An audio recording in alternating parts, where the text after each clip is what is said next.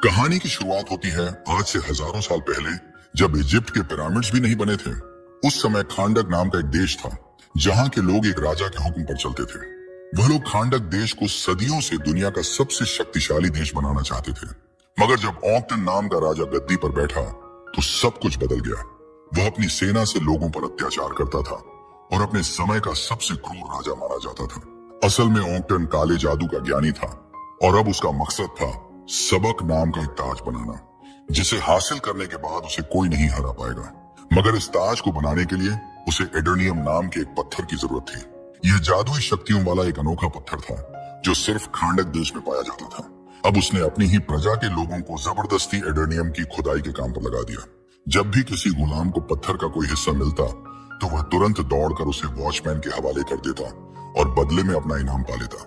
मगर कभी कभी रास्ते में ही बाकी गुलाम पत्थर छीनने के लिए उस गुलाम पर टूट पड़ते। अब जाओ नाम के गुलाम को देखते हैं, जिसका पत्थर सभी छीनने की कोशिश कर रहे थे। तभी हारू नाम का लड़का उसे बचाने आया और उसे सही सलामत एक फौजी के पास लेकर गया। मगर जब जाओ ने इसके बदले में इनाम मांगा तो अचानक उस फौजी ने जाओ के पेट में चाकू घोंपकर उसे पहाड़ी से नीचे फेंक दिया। इतना खतरनाक मंजर देखकर हारू की रूह कांप गई और उसके पिता उसे वहां से खींचकर दूर ले गए। हारू हमेशा से अपने लोगों को इस गुलामी की जिंदगी से आजादी दिलाना चाहता था, पर उसके पिता टेथिस की तरफ बगावत करने वाले सभी लोग कब्रिस्तान में दफन पड़े थे। खैर, हारू ने फिर भी पूरे देश को इकट्ठा करके क्रूर राजा को हराने का फैसला कर लिया था। अचानक उसने दौड़कर उस फौजी के हाथ से एडर्नियम पत्थर चुरा लिया और अपने हाथों से आजादी का निशान बनाकर प्रजा के दिल में आजादी की चिंगारी जला दी। राजा ऑक्टन ये अच्छे से जानता था कि यह छोटी सी चिंगारी जल्द ही जबरदस्त आग का रूप ले सकती है, इसलिए उसने हारू को पूरी प्रजा के सामने फांसी देने का हुक्म दिया। वह अपने आखिरी समय में भी आजादी का नारा लगाता रहा। जैसे ही उसका सिर शरीर से अलग होने वाला था, अचानक एक चमत्कार हुआ। असल में धरती के जादुई रक्षकों ने उसे शांति लाने के लिए चुना था, इसलिए उन्होंने हारू को प्राचीन देवताओं की शक्तियां दी, जिससे वह बहुत ताकतवर बन गया। लेकिन तब तक ऑक्टन ने सबक ताज बना लिया था। हारू ने अपनी नई शक्तियों के साथ ऑक्टन के महल में जाकर उसे चुनौती दी। इस पर ऑक्टन ने अपने ताज की खतरनाक शक्तियों का इस्तेमाल किया। दोनों के बीच भीषण लड़ाई हुई, जिसमें पूरा महल ढह गया। अंत में हारू की जीत हुई, लेकिन ऑक्टन ने सबक ताज को छुपा दिया ताकि यह कभी किसी के हाथ न लगे। उस दिन के बाद से कोई भी हारू को फिर से नहीं देख सका, लेकिन एक पुरानी कहानी के मुताबिक जब खांडक के लोग फिर से संघर्ष करेंगे तब वह लौटेगा और उन्हें आजादी दिलवाएगा। अब सीन बदलता है और हम आज के खांडक देश में होते हैं, जो आतंकवादियों के कब्जे में है। इंटर गैंग नामक आतंकवादी संगठन ने खांडक पर पूरी तरह से कब्जा कर लिया था। लोग शहर से बाहर जाने के लिए सरहद पर तैनात गार्ड्स को कागज दिखाते थे। एक दिन एक वैन की तलाशी हो रही थी और इस दौरान 14 साल का लड़का एमन अपने स्केटबोर्ड पर चुपके से सरहद पार करने की कोशिश करता है, लेकिन एक गार्ड ने उसे पकड़ लिया। गार्ड ने उसे तलाशी के लिए लाइन में खड़ा होने को कहा, लेकिन एमन ने उसे बुरा भला कह दिया। फिर गार्ड ने करीम नाम के आदमी को वैन लेकर निकलने को कहा। तभी गार्ड ने अपनी कलाई देखी और उसे एड्रियाना नाम की भगोड़ी की तस्वीर दिखाई। हम देखते हैं कि एड्रियाना वैन में छिपी हुई थी और एमन गाड़ी की खिड़की के साथ दौड़ रहा था। असल में एमन एड्रियाना का बेटा था और वह अपनी माँ के साथ सबक ताज ढूंढने का मिशन पूरा करने की कोशिश कर रहा था, लेकिन उसकी माँ ने उसे समझाकर वापस घर भेज दिया। इसके बाद वे सभी नक्शे के अनुसार एक पहाड़ तक पहुंचे, जहाँ कहा जाता था कि सबक ताज छुपा हुआ था। तभी एड्रियाना ने अपनी दादी द्वारा दिया गया एक पेंडेंट देखा, जो एडर्नियम पत्थर से बना था। समीर ने कहा कि अगर वे इस पेंडेंट को चोर बाजार में बेचें तो बहुत अच्छा पैसा मिल सकता है, लेकिन यह उनके परिवार का एक पुराना और अहम पेंडेंट था, जो सदियों से उनके परिवार में था, इसलिए एड्रियाना को इसकी बहुत अहमियत थी। फिर करीम, जो एड्रियाना का भाई था, कहने लगा कि यह पेंडेंट उसे विरासत में मिला था और वह यह नहीं छोड़ सकता। खैर, पहाड़ पर पहुंचने के बाद तीनों ने ताज की खोज शुरू कर दी और करीम गाड़ी में रहकर पहाड़ की रखवाली करने लगा। जैसे ही वे पहाड़ में घुसे, अचानक इस्माइल गायब हो गया और समीर उसे ढूंढने निकल पड़ा। वहीं बाहर करीम अपनी गाड़ी में बैठकर गाने सुन रहा था कि अचानक उसने समीर को पहाड़ से नीचे गिरते हुए देखा। करीम तुरंत उसकी मदद के लिए दौड़ा, लेकिन अचानक कई फौजियों ने उसे चारों ओर से घेर लिया। इसी दौरान पहाड़ के अंदर इस्माइल अचानक एड्रियाना के सामने आ गया, जिससे वह डर गई। एड्रियाना ने पूछा कि समीर कहाँ है, तो इस्माइल ने जवाब दिया कि वह थोड़ी ठंडी हवा खाने गया था। खैर, जल्द ही दोनों एडम की मजार तक पहुंचे और वहीं के पास सबक ताज था। एड्रियाना ने दो बड़ी चट्टानों के बीच कूदकर ताज को हासिल कर लिया, लेकिन उसी समय करीम को पकड़ने वाले फौजी अंदर आ गए और उन्होंने इस्माइल को गिरफ्तार कर लिया। इस्माइल ने चिल्लाकर एड्रियाना से भाग जाने को कहा, लेकिन फौजियों के लीडर ने करीम पर बंदूक तान दी। अब अपने भाई की जान बचाने के लिए एड्रियाना ने खुद को फौजियों के हवाले करने का फैसला किया। उसने एडम की मजार पर सिर झुकाकर एक खास मंत्र बोला, जिसके बाद अचानक वहां तेज रोशनी का उजाला हुआ और एक रहस्यमयी आदमी उनके सामने प्रकट हुआ। उसने एक फौजी को अपनी शक्ति से उठाकर उसे बिजली के झटके देकर मार डाला। उस समय बाकी फौजियों ने उस पर गोलियों से हमला किया और एड्रियाना ने इस मौके का फायदा उठाकर करीम के साथ भाग निकली। उधर फौजी अपनी बंदूकों से उस रहस्यमयी योद्धा को कुछ नहीं कर पाए। फिर उस योद्धा ने अपनी हाइपर स्पीड शक्ति से इन फौजियों को जल्दी से हटा दिया।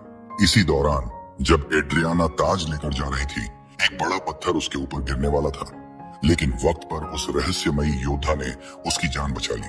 इस योद्धा का नाम था ब्लैक एडम, जो हजारों साल से इस पहाड़ में कैद था। अब इतने सालों बाद जब ब्लैक एडम पहाड़ से बाहर निकला तो उसका सामना नए दुश्मनों से हुआ। कुछ हेलीकॉप्टर उस पर हमला करने आए थे, लेकिन ब्लैक एडम ने कभी सोचा भी नहीं था कि इंसान अब इतनी तरक्की कर चुके होंगे। वहीं दूसरी तरफ एड्रियाना और करीम अपनी वैन में वापस पहुंचे और जल्दी से वहां से निकल गए। रास्ते में एड्रियाना ने करीम को बताया कि उसने ताज हासिल कर लिया है और उनका मिशन अब पूरा हो गया है। उधर ब्लैक एडम और दुश्मनों के बीच भीषण लड़ाई शुरू हो चुकी थी।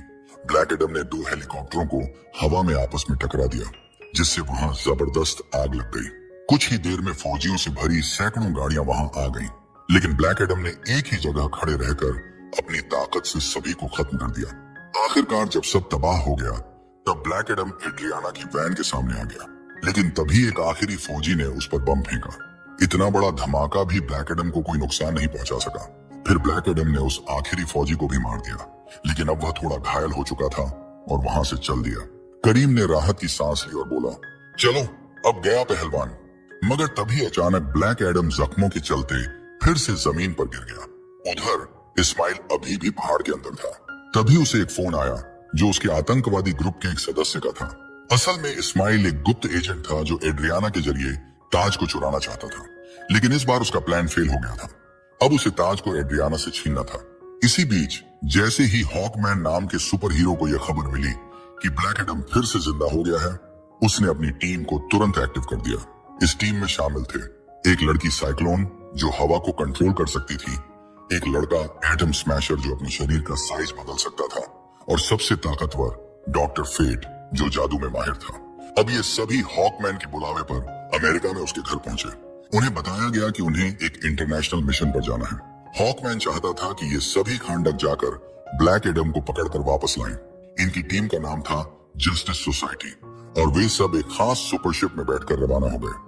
हॉकमैन ने बताया कि ये शिप एक ऐसे मेटल से बनी है जिसे कोई नष्ट नहीं कर सकता।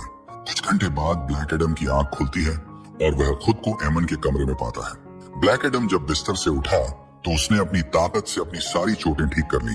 अब उसे पता चला कि उसे पहाड़ में बंद हुए 5000 साल बीत चुके हैं। वहीं लिविंग रूम में एड्रियाना उस कीमती ताज की जांच कर रही थी। तभी उसकी नजर ताज के अंदर लिखे शब्दों पर पड़ी।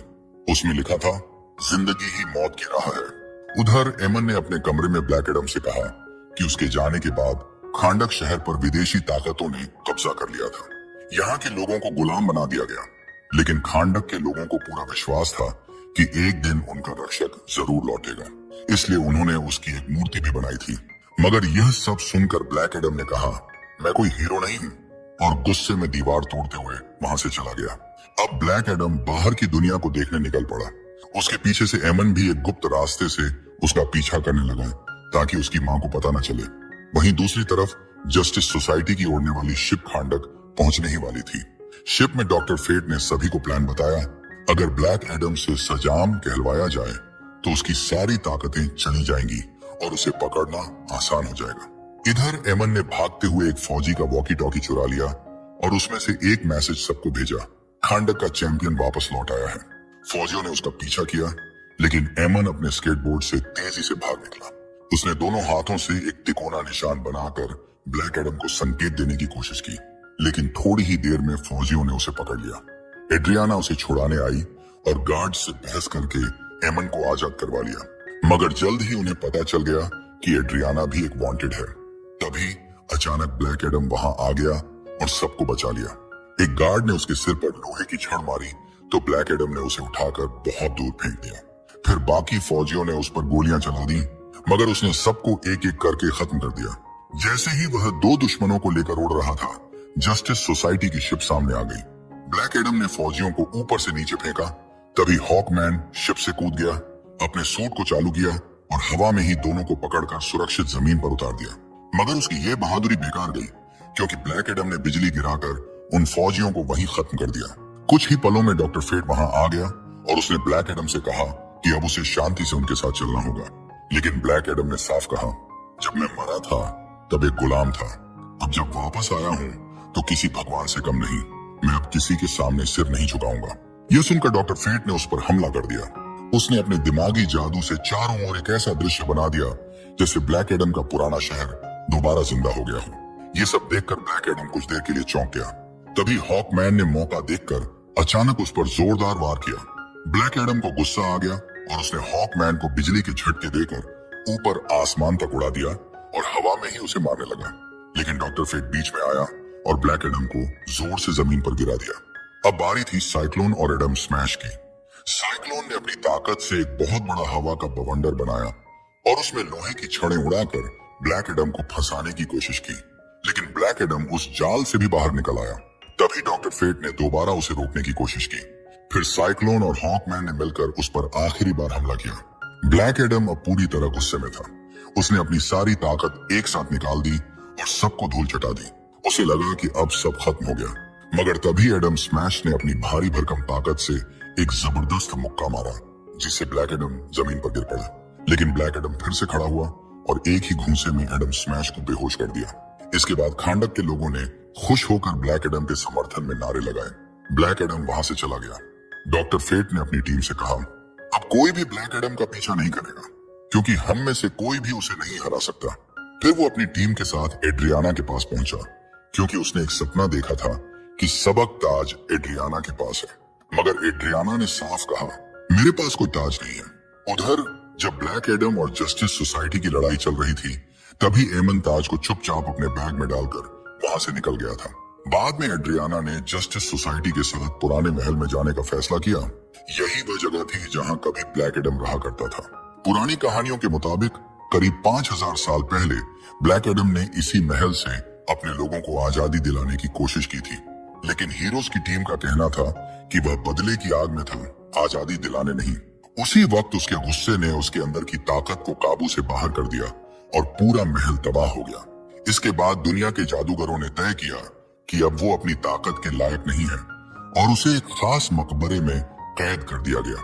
अब 5000 साल बाद एड्रियाना ने उसे फिर से आजाद किया। जब एड्रियाना ब्लैक एडम के पास पहुंची तो उसने उनकी बात सुनने का फैसला किया। दूसरी तरफ जब एमन घर लौटा तो देखा कि इस्माइल जिंदा है। उसे देखकर वो चौंक गया, लेकिन तभी इस्माइल ने उस पर बंदूक तान दी और उसकी सच्चाई सामने आ गई।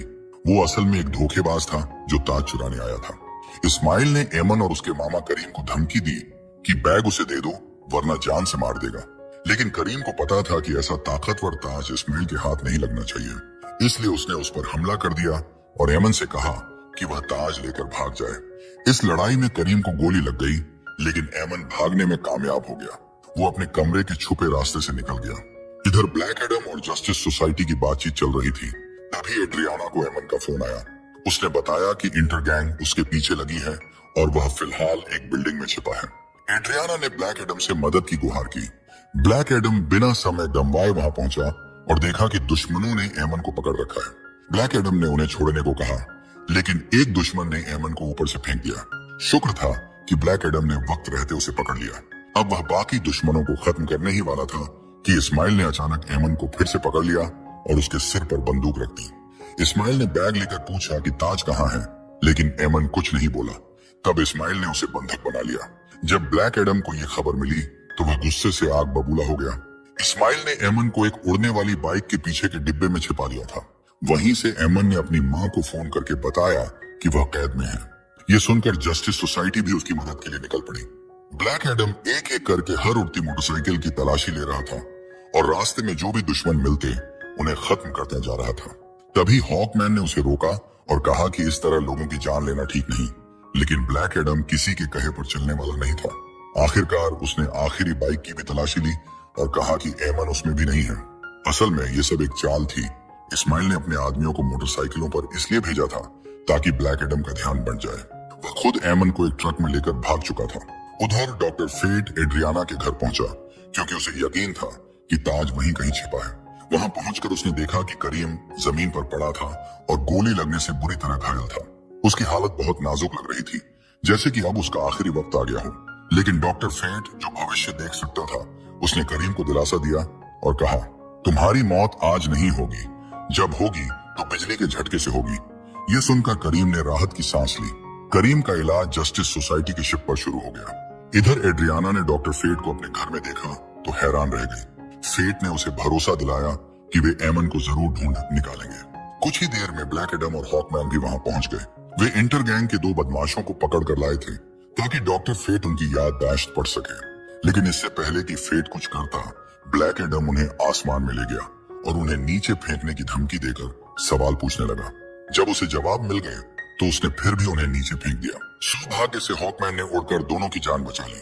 हालांकि ब्लैक एडम अब भी उन्हें मारना चाहता था, इसलिए वह फिर से हमला करने चला। तब हॉकमैन ने उसे रोकने के लिए उस पर वार किया। दोनों की जबरदस्त लड़ाई हुई और उसमें एड्रियाना का पूरा घर बर्बाद हो गया। इसी लड़ाई के दौरान ताज ब्लैक एडम के हाथ में आ गया और तब जाकर सभी को समझ आया कि अब उन्हें एकजुट होकर काम करना होगा ताकि ताज की ताकत से एमन को बचाया जा सके। सब एक साथ मिशन पर निकल पड़े। लेकिन तभी डॉक्टर फेट को भविष्य की एक झलक दिखाई दी, जिसमें उसे दिखा कि आने वाली लड़ाई में हॉकमैन की मौत हो जाएगी। इस बात को लेकर फेट काफी गंभीर हो गया और उसने कहा, शायद अब हमें एक दूसरे को अलविदा कहने का वक्त आ गया है। थोड़ी ही देर बाद सब लोग अल हदीदिया पहाड़ों तक पहुंच गए। वहां उन्होंने ऐसा प्लान बनाया जिससे सबकी जान बचाई जा सके और एमन को सही सलामत वापस लाया जा सके। फिर जैसे ही सही वक्त आया, ब्लैक एडम ने दुश्मनों पर जोरदार हमला बोल दिया। इस लड़ाई में सैकड़ों सैनिक मारे गए।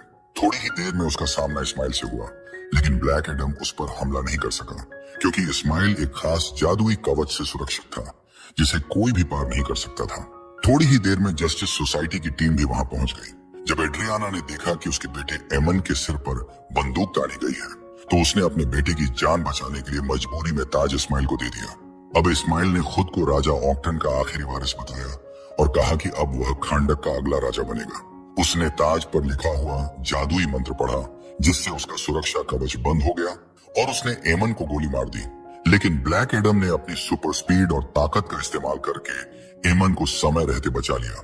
इस घटना से ब्लैक एडम इतना गुस्से में आ गया कि उसकी शक्तियां फिर से काबू के बाहर हो गईं और पूरे पहाड़ को नष्ट कर दिया। सौभाग्य से जस्टिस सोसाइटी की टीम ने अपनी सुरक्षा ढाल से एड्रियाना और एमन को बचा लिया, लेकिन अब एमन को जल्द से जल्द इलाज की जरूरत थी। उधर एडम स्मैशर को इस्माइल का जल चुका शरीर और ताज मिला जिसे वह शिप में ले आया। वहीं हॉकमैन ब्लैक एडम को ढूंढते हुए महल तक पहुंचा, जहां उसने देखा कि ब्लैक एडम अपने बेटे हारू की मूर्ति के सामने खड़ा है। ब्लैक एडम अतीत को याद कर रहा था। दरअसल जादू के रक्षकों ने हारू को अपनी शक्तियां दी थी ताकि वह खांडक के लोगों को आजादी दिला सके। लेकिन जब हारू लगातार युद्ध जीतने लगा तो राजा डॉन ने उसके माता पिता को पकड़ लिया। हारू ने अपने पिता को बचाने के लिए अपनी सारी शक्तियां उन्हें दे दी। वह नहीं जानता था कि इसके बाद उसकी मौत हो जाएगी। जैसे ही उसने शक्तियां दी, एक तीर चलाया गया जो सीधा उसके दिल में लगा और वह वहीं मारा गया। अपने बेटे की मौत ने ब्लैक एडम को पूरी तरह तोड़ दिया था। उसे एहसास था कि उसका बेटा कभी नहीं चाहता था कि वह अपनी ताकत का गलत इस्तेमाल करे। इसलिए ब्लैक एडम ने तय किया कि वह अब अपनी सारी शक्तियां छोड़ देगा। उसने हॉकमैन को जिम्मेदारी दी कि वह खुद से वादा करे कि अब ब्लैक एडम कभी सजाम नहीं बोलेगा, क्योंकि बिना इस शब्द के वह अपनी शक्तियां दोबारा नहीं पा सकेगा। हॉकमैन ने उसे एक पानी के नीचे बने सीक्रेट लैब में ले जाकर एक वैज्ञानिक एमिलिया हारकोर्ट और उसकी टीम को सौंप दिया। उन्होंने वादा किया कि अब ब्लैक एडम कभी कुछ बोल नहीं पाएगा, यानी वह हमेशा के लिए निष्क्रिय रहेगा। असल में उस लैब में कई और खतरनाक कैदी भी रखे गए थे, लेकिन उसी वक्त शिप में रखी इस्माइल की लाश में कुछ अजीब हलचल शुरू हो गई। उधर डॉक्टर फेट को बार बार एक रहस्यमय झलक दिख रही थी। उसे समझ नहीं आ रहा था कि जब मिशन पूरा हो चुका है तब भी ये अजीब दृश्य क्यों सामने आ रहे हैं। डॉक्टर फेट को चिंता थी कि अगर हॉकमैन मारा गया तो पूरी जस्टिस सोसाइटी टूट सकती है। दूसरी ओर जब इस्माइल को हराया गया तो एड्रियाना को भरोसा नहीं हो रहा था कि सब इतनी जल्दी कैसे खत्म हो गया। तभी उसे ताज पर लिखा एक मंत्र याद आया जिसका अर्थ था, जिंदगी मौत से शुरू होती है। लेकिन मरने से ठीक पहले इस्माइल ने उल्टा मंत्र बोला था, मौत जिंदगी की शुरुआत है। इस बात से एड्रियाना को शक हुआ। उसने ताज को उल्टा करके देखा और समझ गई कि उल्टा मंत्र पढ़ने से ताज की जादुई शक्ति सच में काम कर सकती है। अब सारी बात साफ हो गई। इस्माइल चाहता था कि ब्लैक एडम उसे मार दे ताकि वह फिर से जिंदा हो सके और खांडक का राजा बन जाए। और ठीक यही हुआ।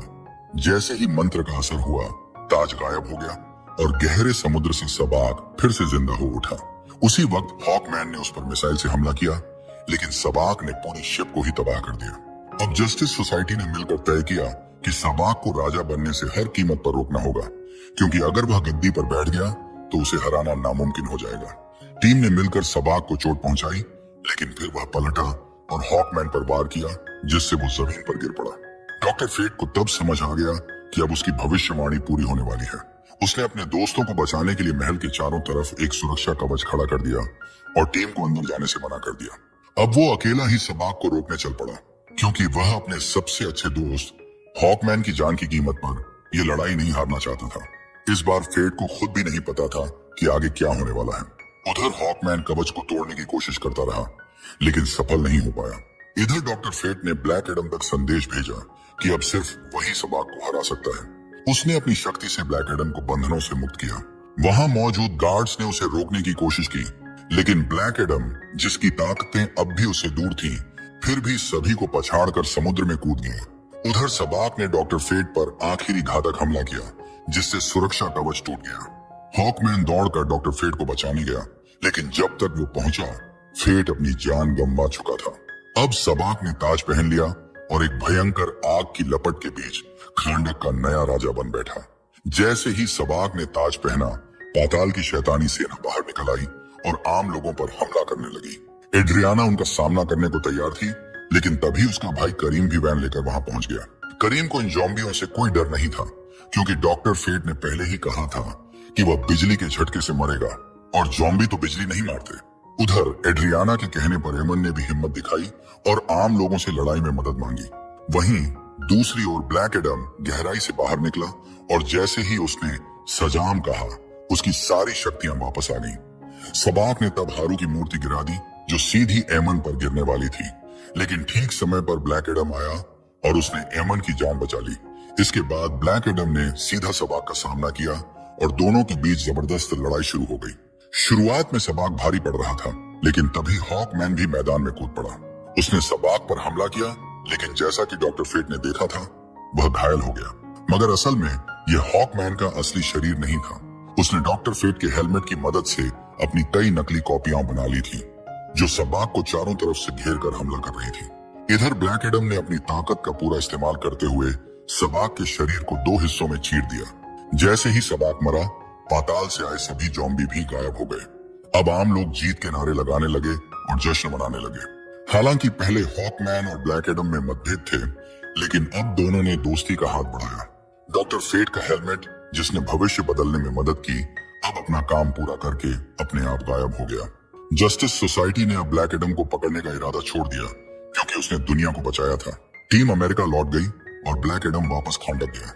वहां के लोगों ने उसे राजा बनने को कहा, लेकिन ब्लैक एडम ने सिंहासन तोड़ दिया और कहा, मैं राजा नहीं, रक्षक बनकर रहूंगा। अब ये देश हमेशा के लिए आजाद रहेगा। और इसी के साथ ये मूवी खत्म हो जाती है।